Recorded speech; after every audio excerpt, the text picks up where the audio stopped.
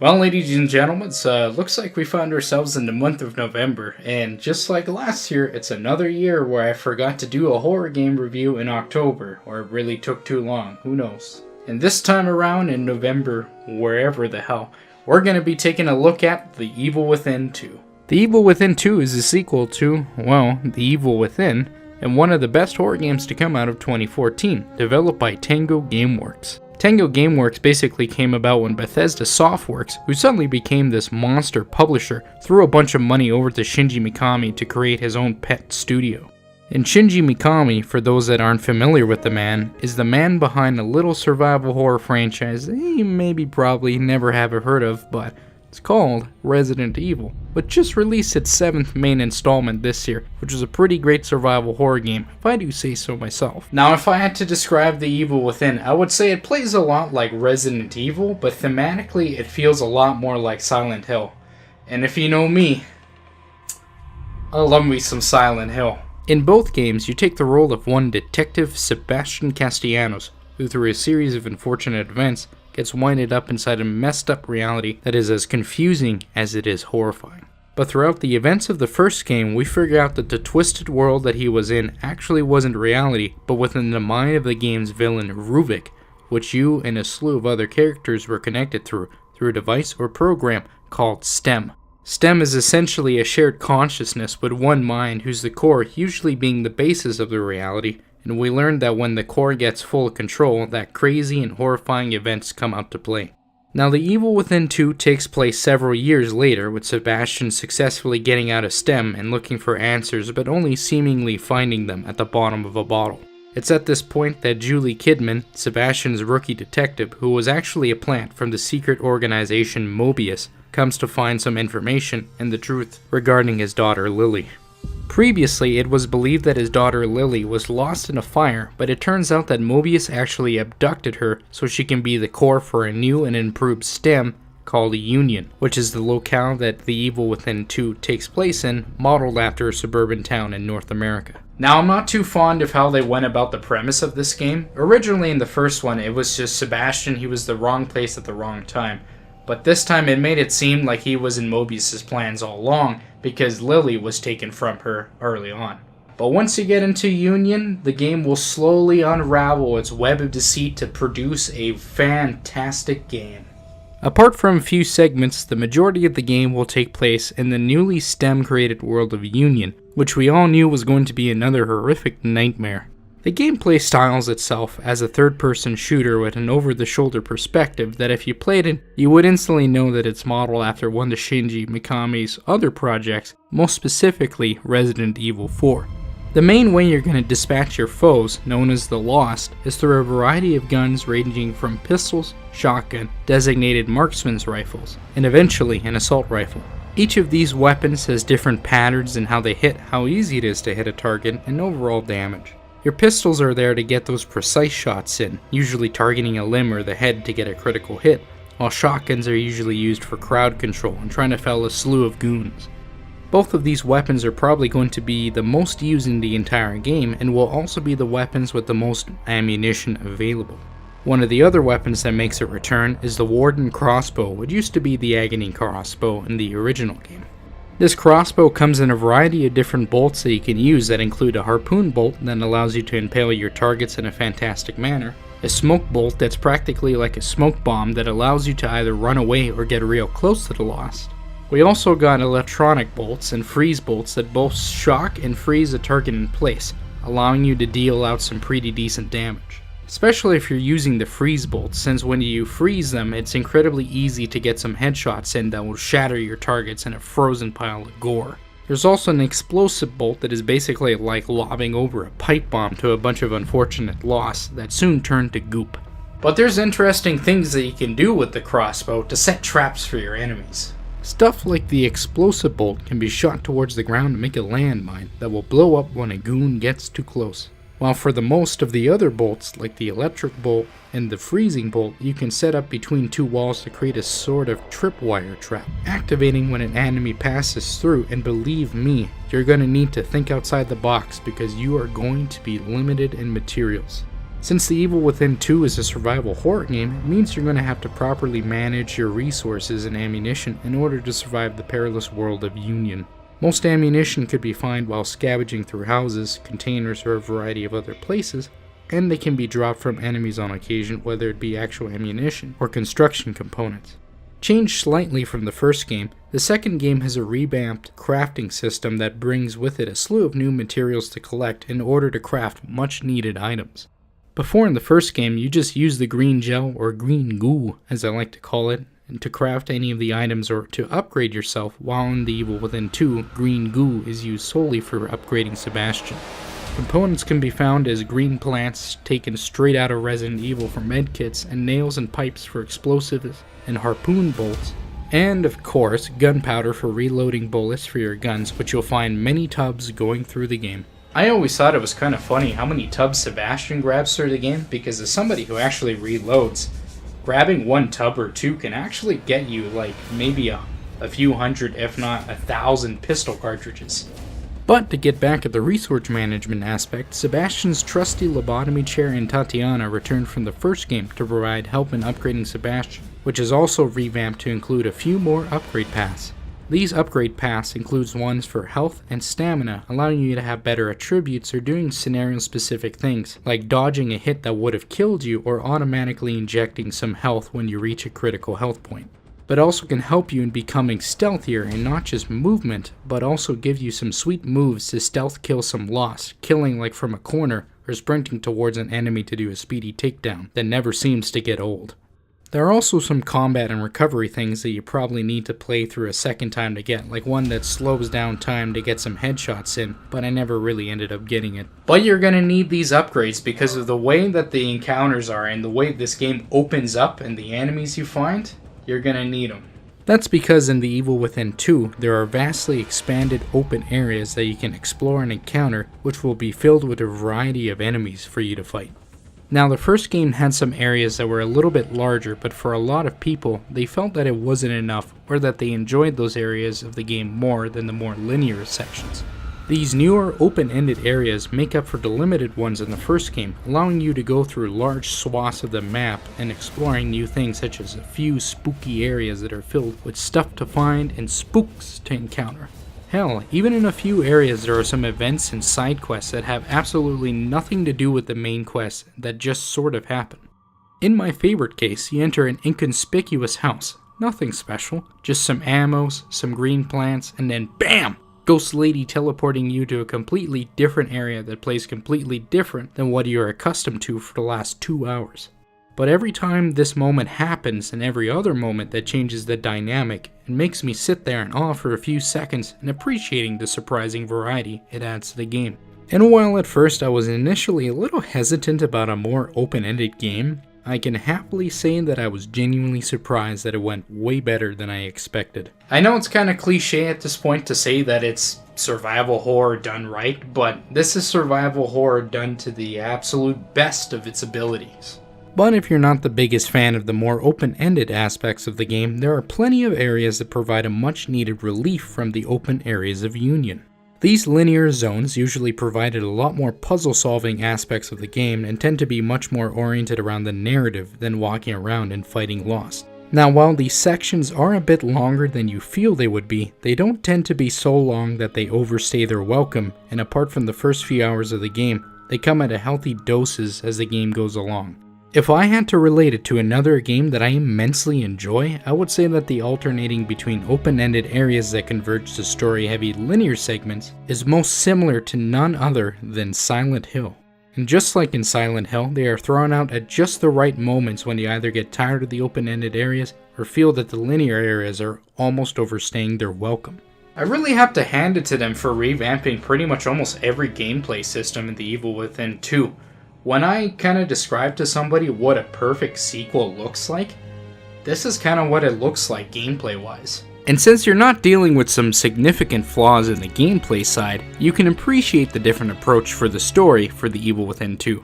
The approach The Evil Within 2 takes is one that's a lot more personal to our character Sebastian in his plight to save his daughter Lily from not just those that want her powers in Union, but also those within Mobius, the organization that sets up the events of the last 2 games. It has a lot to deal with deep feelings of guilt, regret, and the unwillingness in people to let go and move on. Especially the theme of regret you can see in practically everyone in the main cast except for the villains, who both suffer from being huge egomaniacs, and both of them are done in a fantastic manner. Without spoiling how STEM completely works, basically those with a powerful or inflated ego tend to find ways to take control of STEM, and it is fitting that our two main baddies are a hack artist and one who thinks of himself as a religious leader. With Stefano Valentini, he plays the role of the typical insane artist that believes that the greatest and most beautiful of art pieces deal with eternal death. And while the concept has been used before, I love the grotesque so-called art pieces that he creates, which the majority is just a manner in how someone died, but he takes a picture of the moment in the scene and it continually loops. The victim cruelly experiencing their own death in perpetuity. It certainly doesn't help that every time you witness it happen, you can hear faintly within this sort of time bubble box thing, whatever the hell, that there's the Serenade for Strings in C major, Op. 48 by Tchaikovsky. And knowing me, you guys ought to know how much I love my music.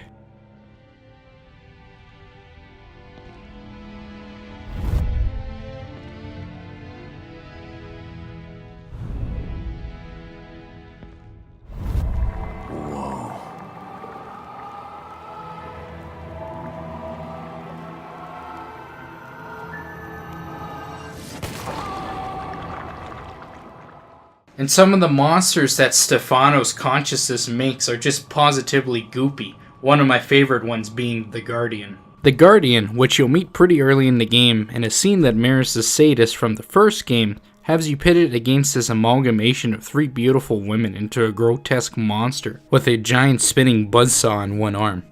But my favorite monster out of Stefano's disturbed mind is his beautiful Obscura that can be described as a large format camera on a pair of beautiful legs constantly moaning and croaking, and is genuinely one of the few times in the game where I had a slight sense of terror. Even now while editing this video and listening to it croak and moan, it gives me the heebie-jeebies.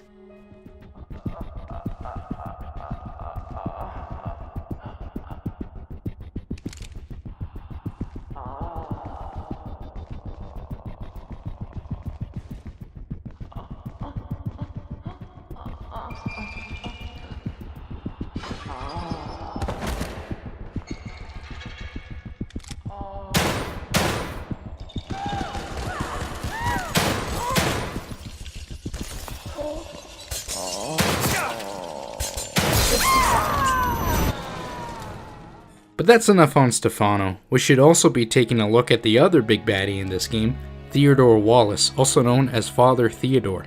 Theodore wants to get a hold of Lily in order to control some sort of world order based around his religious communion, so that means his domains have more religious and medieval aesthetic, which pleasantly reminded me of the first Evil Within. He's known as a motivational speaker and influencer, so it wasn't too difficult for Theodore to twist the reality of Union into his own nefarious needs, including the hapless people of Union. The enemies that spawn from Theodore's perturbed consciousness all have to do with the theme of fire and tend to be covered in it, which provides an interesting dynamic when it comes to the gameplay. See, with the fire lost or whatever, you can't just stealth kill them willy-nilly, as you got to time your approaches and your luring with the intervals that the lost burns. So if you're about to throw out a stealth kill and he burns right up again, good luck getting a hit in, since it's not going to do anything other than alert him to your presence. It's just one of those small things that changes the dynamic of the game a bit, enough to really make it a little bit refreshing about 2/3 of the way through the game. Theodore also has these nefarious looking flamethrower guys with gas masks on their heads that burn up everything around them. Now, I'm not gonna lie, personally I didn't really enjoy my counters with them and thought of them to be huge waste of ammos outside of boss battles, so every time I saw one I just stealthed my way past them, so I wouldn't spend my entire inventory hunting one down, let alone 2 or 3. But at least you only have to experience them about 2/3 way through the game, so it's not really too awful. Now to get back to the story aspect of The Evil Within 2, I will positively say that people will enjoy this aspect of the game much more than the first one did, at least for most people. It helps that The Evil Within 2 takes a much more personal approach to the story, since a lot of people I know didn't enjoy that in the first game. In the first The Evil Within, Sebastian almost took a backseat to the story that was happening around him, almost like he was in somebody else's story. And for the most part, that's sorta true, since I would argue that the story of the first game isn't about Sebastian, it's about his enemy Ruvik, or Ruben Victoriano. The world of the first stem is Ruvik's, and the grotesque events and monstrosities that happen within are because of the deranged and damaged mind of Ruvik.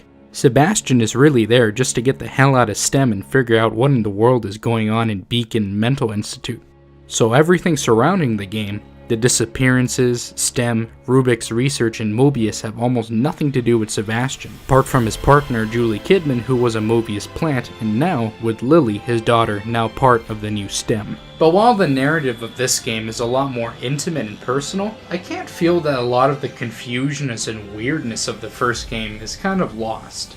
With The Evil Within 2, you already know why things are the way they are. You know that the monstrosities are sort of real, but fabricated in the sense that STEM is what makes them materialize. You know that these monsters, while damaging to your actual health, are just perverse manifestations of a deranged consciousness. So there's this mystery that is lost, and that is one thing I kinda really do miss about the first game. So in a sense that making it more personal and less about the setting and kinda the people in it, it makes it a lot easier for people to get into. There are some things lost, but for newcomers and the general populace alike, you'll like this a lot better. Now we're going to change gears over from the story to the good old presentation of The Evil Within 2 and how it compares to the original. And I have to say that we do see some substantial improvement. The first game, while having some stylistic choices that some would call odd, had its fair share of graphical bugs that would pop in frequently.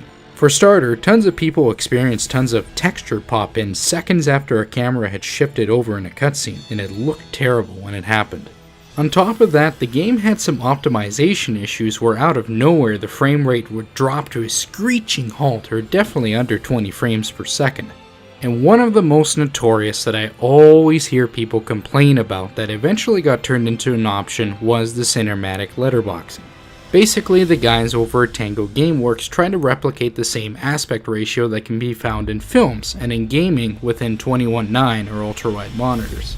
The issue is it's kinda hard to replicate without having to make things smaller, and since they kept the FOV at the same spot, it made it seem like you couldn't see that much above and below you. Now for this time around, they did change some things and fix a lot of the issues, but there are still some minor ones that are still lingering around.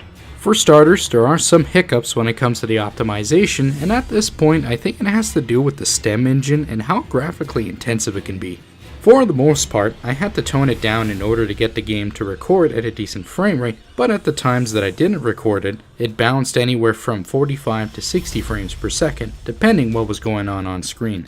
That being said, I experienced very little graphical pop-in throughout the game, and it only happened in 2 sections off the top of my head, so it's nice to see that it's fixed. But on the other hand, there are some issues that happen with the cutscenes every once in a while.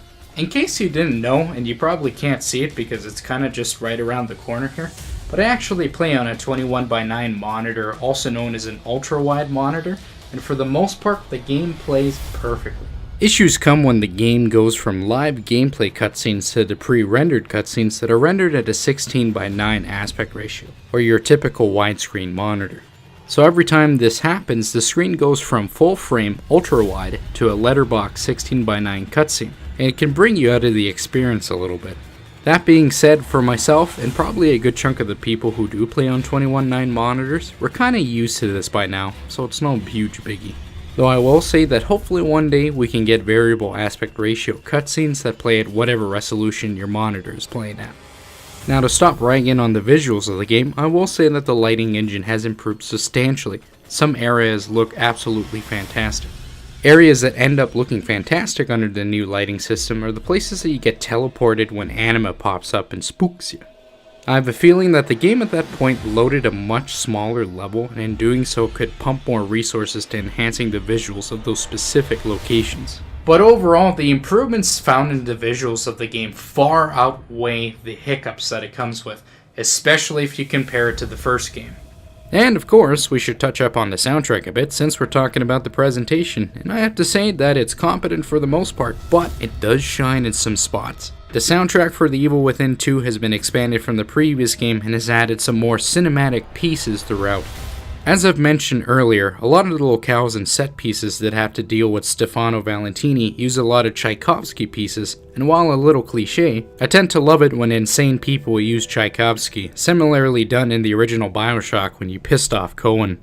There's also quite a few more subdued tracks that work to ground Sebastian as an actual person this time around, and one of my favorite tracks is called Entering STEM, that plays over the intro credits sequence when you're, well, entering STEM. It's one of those that perfectly follows the events on screen and then ends with this mellow violin tune that is weird to describe but works well in making the immediate emptiness of STEM apparent. Not to mention the solemnness of it works well with how Sebastian feels that he's alone not just in the world, but within STEM. And of course, since we're going to be talking about the soundtrack, we gotta talk about Clair de Lune by Debussy and how it's not actually that prevalent in the game. Yeah, it definitely feels like the mirror and the Debussy tune aren't as prevalent in the game, even though they are in fact found throughout it, and I believe I know why. In the first Evil Within, Clair de Lune signified that a broken mirror was nearby, and the broken mirror would take you to Sebastian's room where one can upgrade weapons and stats. The room within the mental institute was an eerie one that was guarded by the solemn nurse Tatiana, and it was filled with a sort of mysteriousness that surrounded the whole game.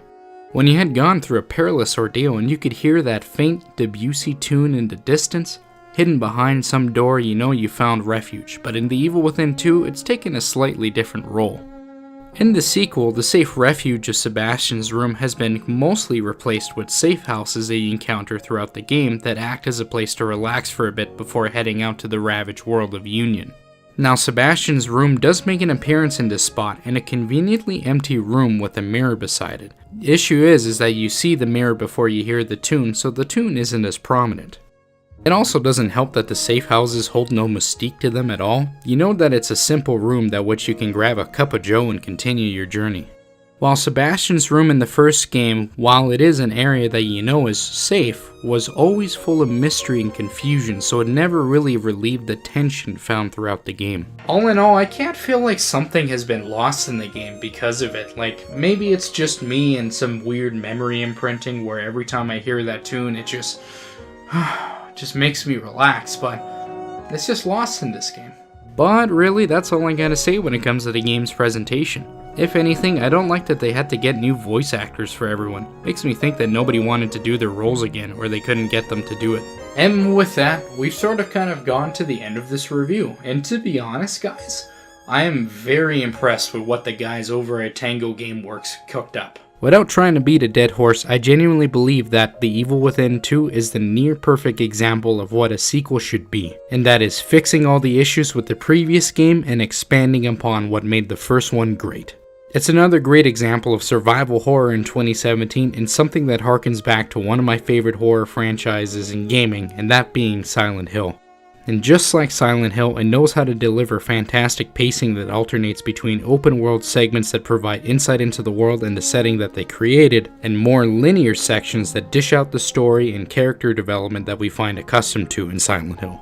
Furthermore, it's a return to more subtle and smart survival horror that feels like it comes back from the golden age of the 2000s. And if I could grab a time machine and send this game back, I know that it would have been held in the same echelons as Resident Evil, System Shock, Stalker, and of course, Silent Hill. And I know you guys are going to groan and complain when I give the score to this game, but I have to give the score that this game genuinely does deserve, and what The Evil Within 2 deserves is a phenomenal 9 out of 10. To have a quick little aside here, but I feel bad that I keep giving the games I review a higher number, but that's honestly because that's the score they deserve to have. If you take a look at what I review and how often I do, you'll notice that there are tons of games that are left out of my reviews that either suck or kind of middling. It also doesn't help that I really only tend to review games that really pique my interest or that I otherwise enjoy immensely.